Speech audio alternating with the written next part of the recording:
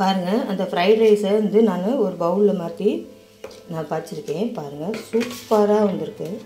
பாருங்கள் எவ்வளோ அழகாக உதிரியாக எப்படி சூப்பராக வந்திருக்கு பார்த்தீங்களா. இதுக்கு காம்போ வந்து பாப்பாவுக்கு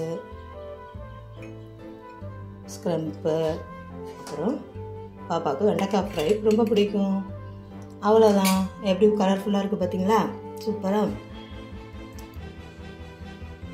நைஸில் செம்ம டேஸ்ட்டாக இருக்கா. இந்த மாதிரி நீங்களும் செஞ்சு கொடுங்க.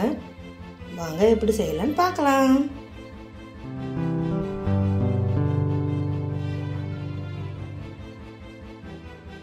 Welcome to Yasika Surya channel. Yasika Surya சேனலில் இன்றைக்கி நம்ம என்ன பார்க்க போகிறோம்னா ஒரு எக்கு ஃப்ரைட் ரைஸ் தான் பார்க்க போகிறோம்.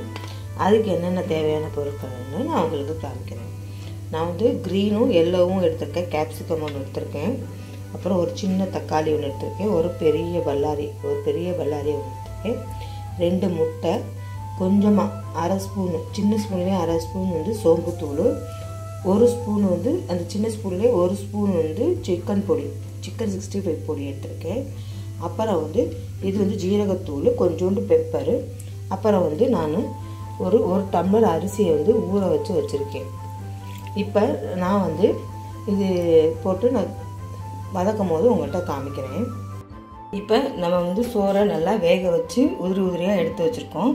அப்புறம் வந்து இப்போ 2 முட்டையை நம்ம ஸ்க்ரம்ப் பண்ணிக்கலாம். இப்போ நான் வடைச்சட்டியில் எண்ணெய் வச்சு இப்போ இந்த 2 முட்டையை உடச்சி ஊற்றி கொஞ்சமாக சிக்கன் பொடி போட்டு, அதாவது இந்த எண்ணெயில் நான் கொஞ்சமாக சிக்கன் பொடி நான் எடுத்து வச்சதுலேருந்து கொஞ்சோண்டு போட்டுட்டு சிம்மில் வச்சு பண்ணுங்கள், இல்லைன்னா மசாலா கறியிரும்.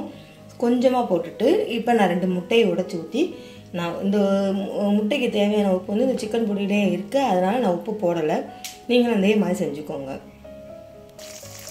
இப்போ முட்டையை எடுத்தியாச்சு. ஊற்றின கையோட கிண்டி விட்டுக்கிட்டே இருங்க. அப்போ தான் ஸ்க்ரம்ப் நல்லா அழகாக பொடிச்சா நல்லா வரும். நல்லா கிண்டி விட்டுக்கிட்டே எடுத்து ஸ்க்ரம்ப் வந்தாலும் தனியாக எடுத்து வச்சுக்கோங்க. அப்போ தான் இந்த முட்டையில் வந்து மசாலா, சிக்கன் பொடி எதுவும் போட்டோம்னா அந்த முட்டையில் வந்து மசாலா இருக்கும். நான் ஏற்கனவே ஒரு ஃப்ரைட் ரைஸ் போட்டிருக்கேன் பாருங்கள். அது வந்து 3 கேப்சிகம் வச்சு வெறும் வெஜ் ஃப்ரைட் ரைஸ் போட்டிருக்கேன். இது வந்து எக் ஃப்ரைட் ரைஸு. இன்னொரு சிக்கன் ஃப்ரைட் ரைஸ் வந்து நான் போட்டு காமிக்கிறேன். இது வந்து ஸ்க்ரப்பு நல்லா புதுசாக வரட்டும். எக் ஸ்க்ரம்பிள் வந்து பண்ணியாச்சு. இது தனியாக பிளேட்டில் மாற்றிக்கிறேன். அதே இதில் இப்போ வந்து நான் எண்ணெய் ஊற்றிருக்கேன். இந்த சமயத்தில் எண்ணெய் காஞ்சிச்சு. இப்போ வெங்காயம், தக்காளி, கேப்சிகம், அப்புறம் வந்து சிக்கன் பொடி, இதை 3ஐயும் நல்லா வதக்கிக்கிறேன். சிக்கன் பொடி போடுறேன். சிக்கன் பொடி ஏன் நான் இப்போயே போடுறேன்னா அந்த மசாலாலாம் நம்ம வதக்கும் போதே அந்த வெங்காயம், தக்காளி, குடமிளகாயெல்லாம் ஏறிடும். அதுக்காண்டி தான் வதக்கிட்டு காமிக்கிறேன். பாருங்கள், ஓரளவுக்கு வதங்கிடுச்சு. இந்த சமயத்தில் நம்ம சாதத்தை போட்டுக்கலாம்.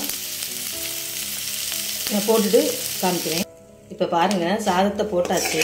இங்கே பாருங்கள் எவ்வளோ கலர்ஃபுல்லாக இருக்குதுன்னு பாருங்கள், சூப்பராக இருக்குதுங்க. இந்த மாதிரி நீங்களும் செஞ்சு கொடுங்க. ஈஸியாக இருக்கும், ரொம்ப ஈஸி. சாப்பாடு மட்டும் வடிச்சிட்டு தான் கட் பண்ணிவிட்டு காய் ரொம்ப வளர்க்கணும்னு அவசியமே இல்லை, ஈஸியாகவே பண்ணிடலாம். இப்போ நல்லா கிளறி விட்டுட்டேன். இந்த சமயத்தில் நம்ம எக் ஸ்க்ரம்பிள் வச்சுருந்தோம்ல, அதை வந்து நம்ம போட்டுக்கலாம். போட்டுட்டு இப்போ நம்ம மசாலா வச்சுருந்தோம்ல, அதாவது மிளகு, ஜீரகம், சோம்புத்தூள், சாரிங்க தும்மல் வந்துருச்சு.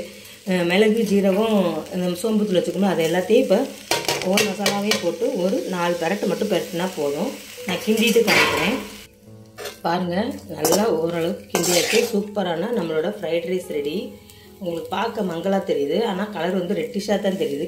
இது எங்களுக்கு வந்து மோடமாக இருக்குங்க, அதனால் வந்து வெளிச்சம் இல்லாத மாதிரி இருக்குது, அதனால் அப்படி தெரியுது. நீங்கள் செஞ்சு பாருங்கள், கண்டிப்பாக சூப்பராக இருக்கும்.